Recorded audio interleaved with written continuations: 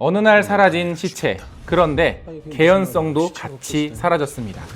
사라진 밤 리뷰입니다. 시체 어딨어? 당신들은 윤설이란 여자를 몰라!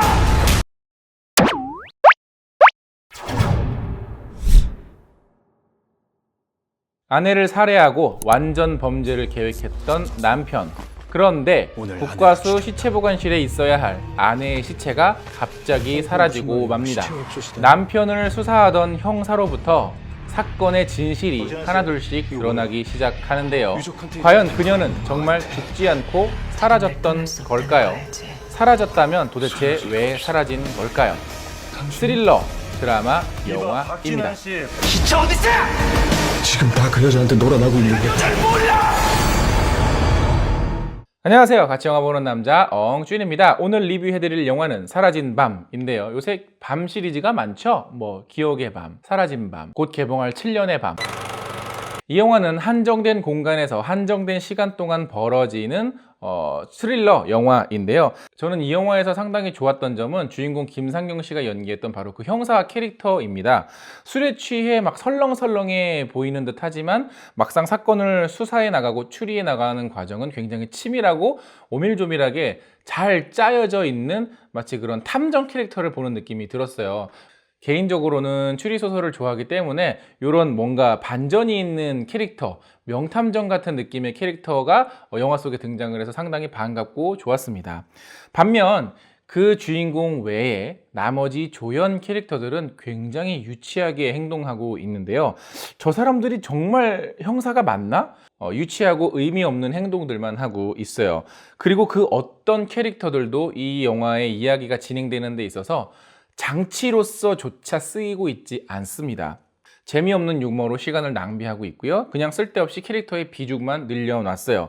제가 이 영화는 처음에 개연성이 같이 사라진 영화라고 말씀을 드렸는데요. 이 영화는 어쨌든 반전이 있습니다. 스릴러 영화이기 때문에. 그래서 어찌저찌해서 이렇게 이 영화의 결말을 놓고 보면 영화 중간중간 설명되었어야 될 여러 가지 그 복선이라든가 여러 가지 장치들이 미처 설명되지 못한 채, 그리고 시체가 사라지고 나서 이 영화 속에 어쨌든 범인이 있을 거 아닙니까? 그 범인이 도대체 왜 이 시점에서 범행을 벌였는가에 대한 설명이 빠져 있습니다. 사실 그런 부분은 대사 몇 줄로 설명을 할 수 있는 부분인데 약간 이 감성적인 면으로만 가다 보니까 미처 설명하지 못했어요. 자, 근데 제가 이렇게 그냥 대충 말로만 설명하니까 조금 애매한 것 같아서 제가 좀 칠판에서 같이 설명을 할게요. 자, 스포일러를 할 수 없기 때문에 A라는 인물과 B라는 인물이 있다고 한번 가정을 해봅시다. 영화를 보신 분들은 A가 누군지 B가 누군지 제가 설명을 하면 대충 알아들으실 거예요. 자, A라는 이 범인이 B라는 피해자에게 뭔가 여러 가지 일들을 쭉 벌이고 있습니다. 그러다 보면 어떤 단서들, 증거들, 그리고 어떤 트릭들이 하나둘씩 나오죠. 그 중에 하나는 이 발자국, 발자국. 자, 이렇게 어떤 쭉 사건들이 보면 보통 이제 결말이 딱 끝났다. 엔딩이 나오면 뭐냐? 이 트릭이 이런 거였고, 이 트릭이 이런 거였고, 이 트릭이 저런 거였고, 이렇게 해서 다 설명을 해줍니다. 그럼, 야, 저런 방법으로 이렇게 범행을 저질렀구나. 이러면서 보겠죠.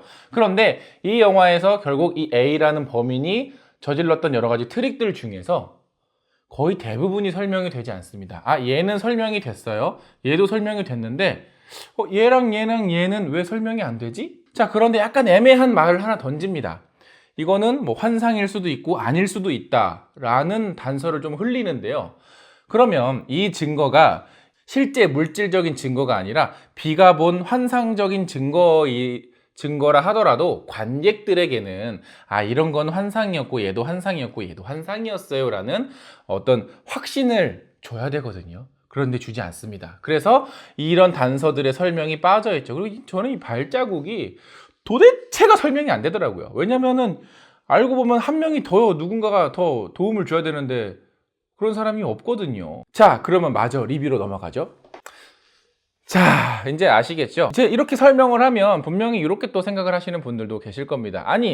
이런 영화를 그렇게 피곤하게 디테일 하나하나까지 다 따지고 봅니까? 이런 추리 스릴러 영화는요, 바로 그런 디테일 하나하나까지 따지면서 보는 장르입니다. 물론 감성이 아니지. 물론 이 감성의 관용으로 대충 이렇게 머리가 아닌 가슴으로 이해하면서 본다면 이 영화의 여러 가지 내용들이 나름대로 이해하고 봐줄만 해요. 아, 뭐 그럴 수 있지. 뭐 이 정도면 괜찮네. 아, 요 정도면 재밌었네 라는 생각이 들 정도는 됩니다. 하지만 앞서 말씀드린 것처럼 그렇더라도 그 빈틈들은 채워졌어야 된다는 거죠. 그 빈틈을 채워주는 게 뭐 분량이 많이 필요하지 않습니다. 약간의 대사, 약간의 연출, 약간의 요것만 더 이렇게 살짝 더 설명을 해줬어도 굉장히 괜찮은 영화가 됐을 텐데 너무 필요한 설명들을 과감하게 생략을 해버리다 보니 뭔가 가슴으로는 이해했지만 머리로는 이해할 수 없는 그런 스릴러 영화가 되어버리고 말았어요. 그래서 오히려 이런 영화들, 이렇게 관객들을 단순히 속이기 위한 장면들이 많은 영화들은